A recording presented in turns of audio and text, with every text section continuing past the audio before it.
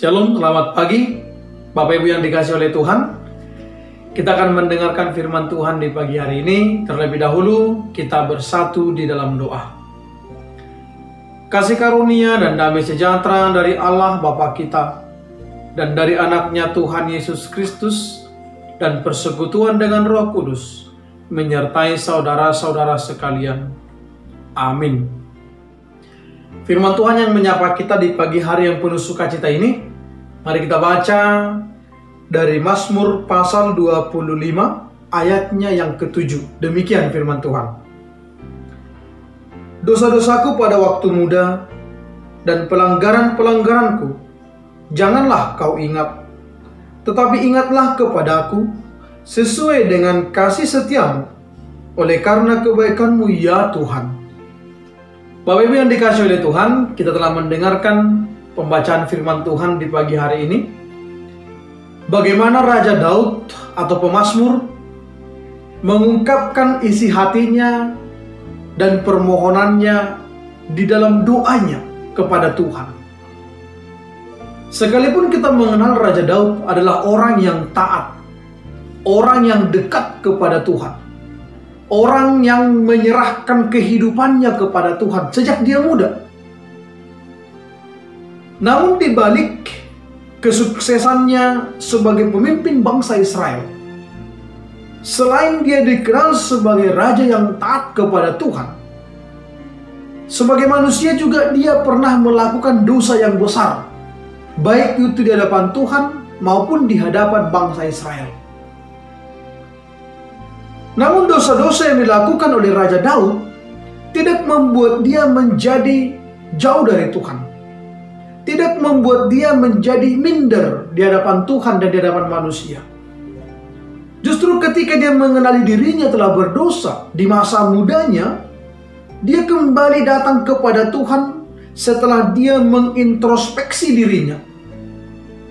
Sehingga dia mengatakan kepada Tuhan, dosa-dosaku pada waktu muda dan pelanggaran-pelanggaranku janganlah kau ingat. Inilah pengenalan yang dalam dari Raja Daud, bahwa dia menyadari akan dosanya, maka dia datang dengan kerendahan hati memohon ampun kepada Tuhan. Di balik permohonan ampunnya ini, ada sebuah tekad bahwa dosa yang telah dia pernah lakukan akan dia tinggalkan, dan dia akan mengarahkan hidupnya lebih baik lagi. Saudara yang dikasihi oleh Tuhan, kenapa dia datang mau? Atau kenapa dia menghadap Tuhan mengaku dosa-dosanya?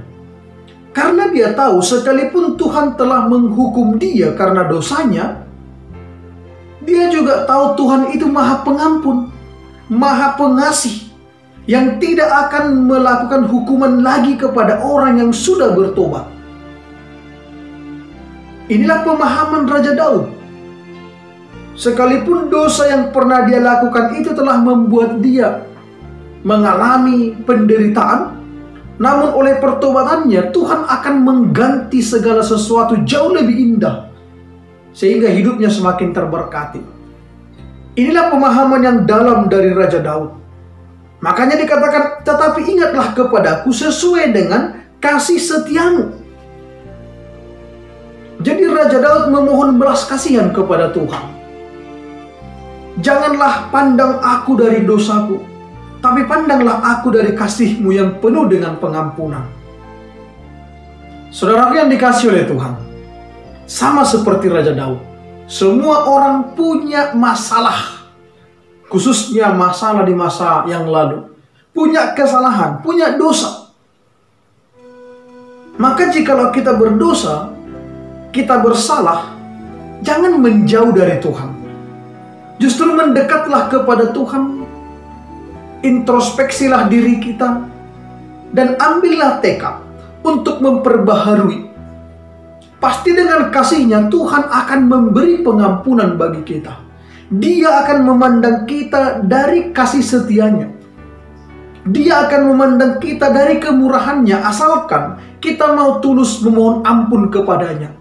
Asalkan kita mau tulus tidak akan mengulangi dosa yang lalu, atau bahkan ngambil tindakan atau komitmen tidak akan lagi meninggalkan Tuhan oleh karena apapun.